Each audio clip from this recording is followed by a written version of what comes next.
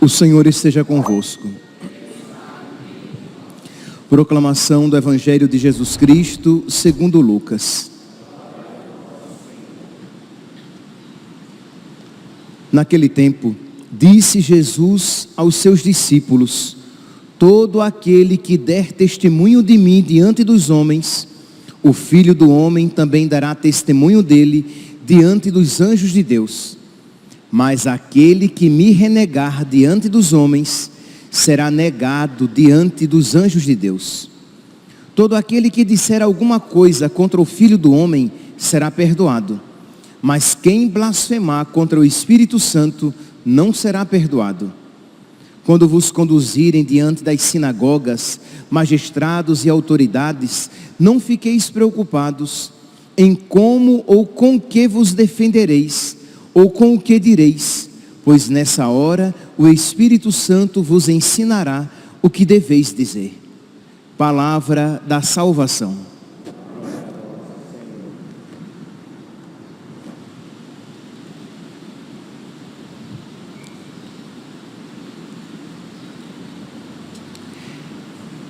Caríssimos irmãos e irmãs, o Evangelho de hoje é uma continuação imediata do Evangelho de ontem e continua da humildade para que quando Deus nos repreender, seja por meio da sua palavra, seja por meio de uma pregação, seja na sua oração, quando Deus lhe fala ao coração e condena, recrimina uma atitude sua, que a atitude seja humilde, que a atitude seja virtuosa, que a sua atitude seja o quê? De se reemendar.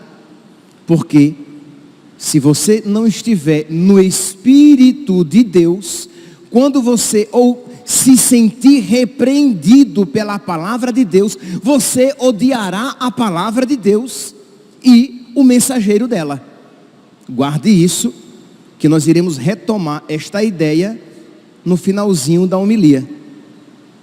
Isto é, já vou dar o spoiler: o mundo que odeia a palavra e a igreja portadora da palavra.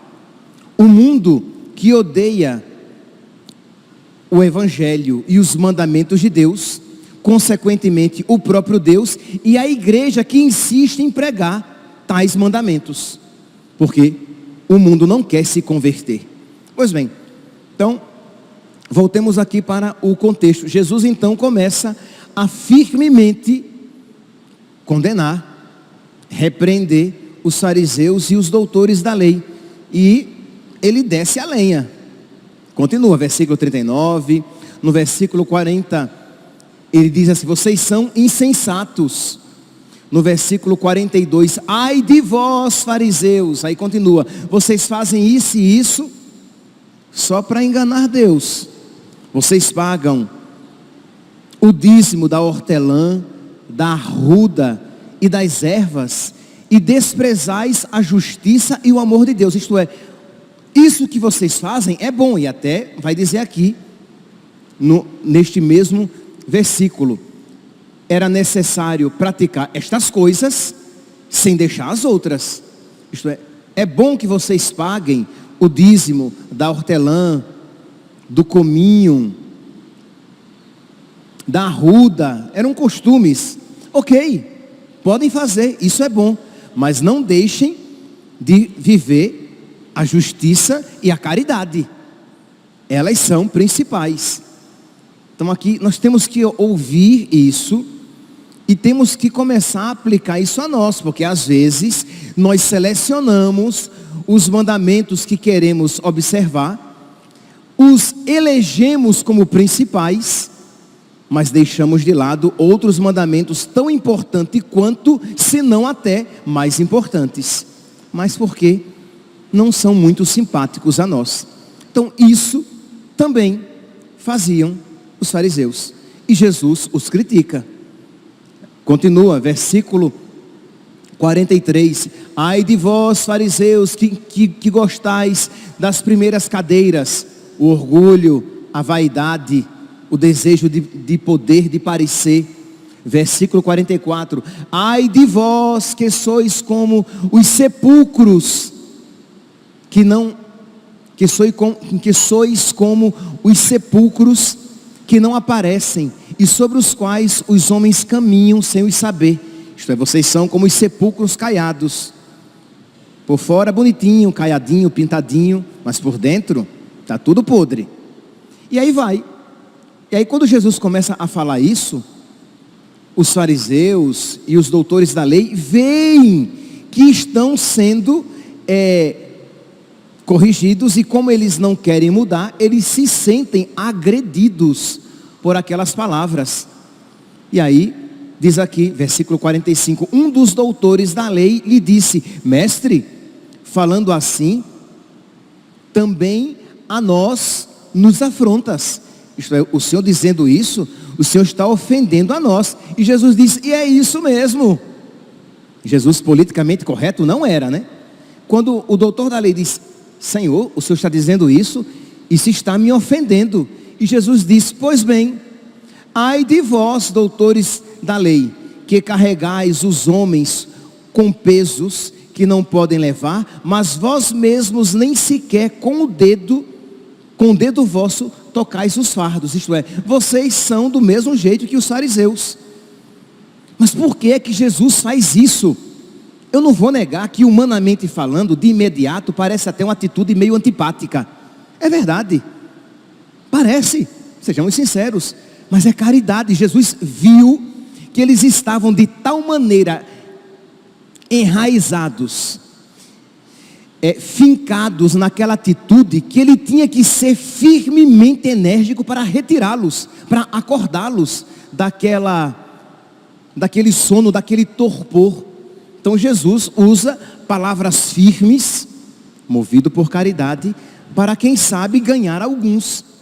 E começa então a repreender, mas diz aqui no finalzinho do capítulo 11, que eles começaram a importunar Jesus fortemente e a persegui-lo com muitas perguntas. E nós sabemos muito bem aonde isso vai dar. Vai chegar um momento que eles vão querer a morte de Jesus, porque eles não suportam olhar, o justo, porque a justiça dele condena a sua injustiça. Os fariseus, os saduceus, os doutores da lei, aqueles que não querem mudar, quando veem Jesus, a própria figura de Jesus lhes incomoda. E os apóstolos e os discípulos, que não eram bobos de maneira nenhuma, eles viram: rapaz, eles vão matar Jesus e vão matar nós também. Rapaz, eles vão perseguir Jesus, e nós que somos amigos dele, eles vão nos perseguir também. A conclusão era óbvia.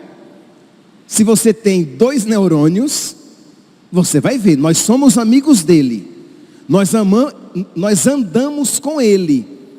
Vão começar a persegui-lo e vão querer matá-lo, vão nos perseguir e vão nos matar também. E Jesus, que lê os corações, olha para eles e diz: não tenham medo de quem mata o corpo, mas não pode fazer nada além do que isso. Percebe que o capítulo 11, aí agora eu estou entrando na parte do capítulo 12 que nós ouvimos ontem. Jesus então diz: olha, não tenham medo, eles podem até matar o corpo, mas eles não vão fazer nada além do que isso. Tenham medo de perder Deus, porque além de você perder a vida, você pode ir para o inferno. E aí nós terminamos a leitura de ontem. E Jesus então, como que para reafirmar este mesmo ensinamento, Jesus diz: olhe, versículo 8.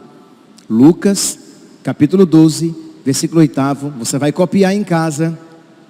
Você vai colar na porta da geladeira, no armário do banheiro, na porta do guarda-roupa, na porta do seu quarto, em algum lugar, para que você várias vezes veja e leia: quem se envergonhar de mim, quem não se envergonhar de mim diante dos homens, eu não me envergonharei dele diante dos anjos de Deus. Jesus está dizendo: olha, é verdade, eles vão me perseguir, é verdade, eles vão desejar a minha morte, mas eu garanto, se vocês não virarem as costas para mim, se vocês continuarem do meu lado, eu estarei do lado de vocês no juízo, diante dos anjos. Imagine aqui, meus santos, que alegria. Isto é, Jesus está prometendo que se nós não o abandonarmos, estivermos com Ele, na alegria e na tristeza, na saúde e na doença, todos os dias da nossa vida aqui na terra, no juízo, Ele estará do nosso lado, como nosso advogado, como nosso paráclito. Lembre que o Espírito Santo é o outro paráclito que Ele enviará. E Ele vai dizer: olha, ele é tranqueira, mas ele nunca teve vergonha de mim lá na terra. É verdade, ela não é perfeita, mas ela procurou ser fiel a mim e não teve vergonha de mim, nem do meu nome, nem dos meus ensinamentos, e pagou o preço pela minha amizade sobre a terra. Então Jesus estará do nosso lado diante dos anjos de Deus. Lucas capítulo 12, versículo 8. Digo-vos, todo o que me reconhecer diante dos homens, também o Filho do Homem o reconhecerá diante dos anjos de Deus. Mas quem me renegar diante dos homens, será renegado diante dos anjos de Deus. Meus irmãos, vamos agora aplicar a nós. Isto é, se nós tivermos, e eu acho que nós temos, olhe,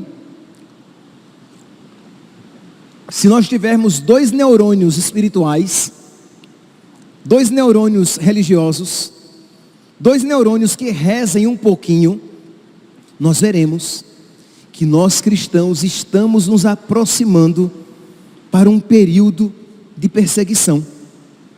Olha para o mundo, nós estamos vendo cristãos sendo perseguidos por causa da sua fé. Nós estamos vendo guerras e rumores de guerra que são sinais que aconteceram muitos no decorrer da história, mas os sinais estão se tornando cada vez mais frequentes e abundantes.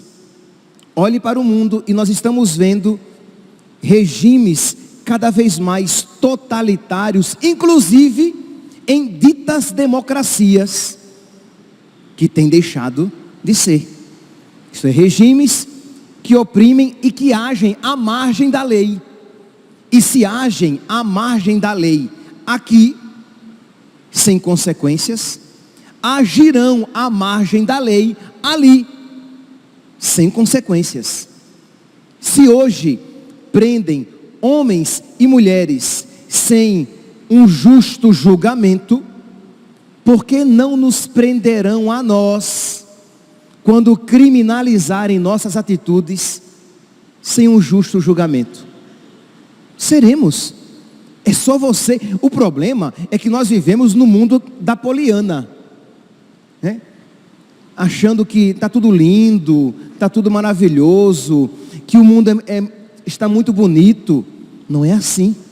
Não é isso o que nós estamos vendo. Isto é, o mundo se tornando cada vez mais hostil a Cristo, o diabo sendo cada vez mais adorado, sendo cada vez mais exaltado, Cristo sendo cada vez mais desprezado pelas nações que deveriam reconhecê-lo como Senhor, nações que foram formadas, que tiveram como berço o cristianismo, nações inteiras, virando as costas para Cristo, para os seus mandamentos, e abrindo as portas para o príncipe das trevas.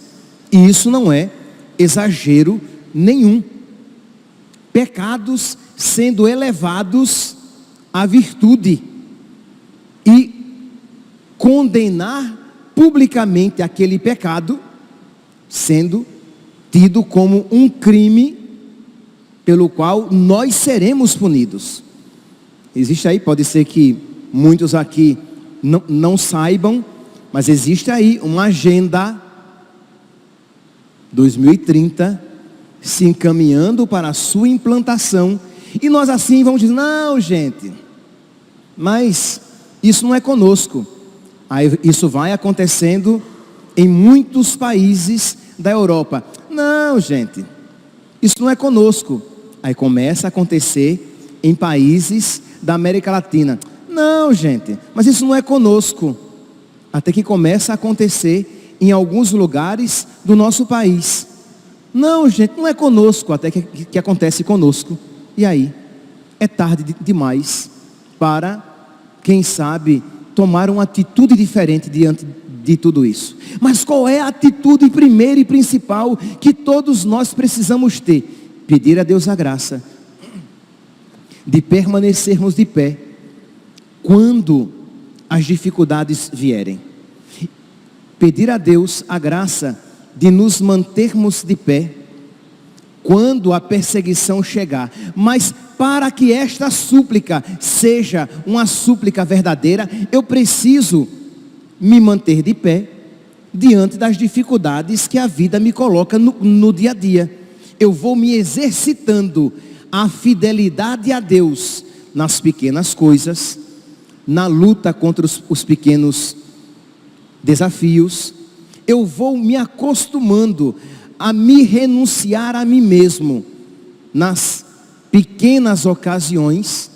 Eu vou me acostumando a sofrer pequenas perdas por causa de Cristo agora, para que quando vierem as ocasiões em que eu precisar perder muito por causa dele, eu já estou preparado. Mas como eu estarei preparado para perder por causa de Cristo muito, se hoje, por pouco, eu prefiro perder Cristo e não coisa alguma? Então, meus irmãos, os apóstolos olharam e viram: vem chumbo grosso para nós. E Jesus disse a eles: olhem, não tenham medo de quem podem matar o corpo, mas não podem fazer nada além disso. Nós cristãos, nós católicos, olhamos ao nosso redor, estamos vendo, inclusive dentro da igreja, uma mundanização cada vez maior. Isto é, o diabo não está apenas satisfeito para que o mundo seja hostil a Cristo e aos seus mandamentos. O diabo quer inclusive que homens e mulheres na igreja sejam hostis àquilo que sempre foi ensinado por Cristo e pela igreja. Então nós começamos a ver o pecado se infiltrando na igreja por meio de homens e mulheres de igreja e querendo ter o status de virtude, ter o mesmo status daquilo que sempre foi tido como santidade. Então nós vemos que aquilo que Nossa Senhora lá em Fátima falou de um abandono da fé, de uma apostasia da fé, nós vemos acontecendo, e aí ficamos como Poliana, achando que não, isso não tem nada a ver conosco não. Ou então assim, nós no Brasil, tudo isso vai acontecer, mas o Brasil estará sob uma redoma Porque nós somos tão fiéis e tão santos, que nós não precisamos de correção. Que isso não nos atingirá a nós. Nós estamos vendo aquilo que Nossa Senhora falou lá em Fátima, de uma apostasia, de um abandono. Você olha, guerras e rumores de guerra, regimes totalitários, cristãos perseguidos, apostasia em muitos homens e mulheres da igreja, e nós precisamos então pedir a Deus que nos conceda a graça da fé, que nós nos mantenhamos na fé, que aquilo que Nossa Senhora disse, que a fé não se perderia em Portugal, e quando isso foi dito, o Brasil era Portugal, estava ligado a Portugal, como que abraçar esta promessa e pedir a Nossa Senhora que nos ajude, que nos ensine a não perder esta graça que Deus quer nos conceder a nós, mas que nós precisamos, meus santos, estar dispostos a não nos envergonhar de Cristo diante dos homens. Isto é, o que significa testemunhar Cristo diante dos homens? O que significa não se envergonhar de Cristo diante dos homens? Significa estar disposto a passar por dificuldades, chacotas, perseguições, perdas por causa de Cristo, sabendo que o Espírito Santo estará conosco.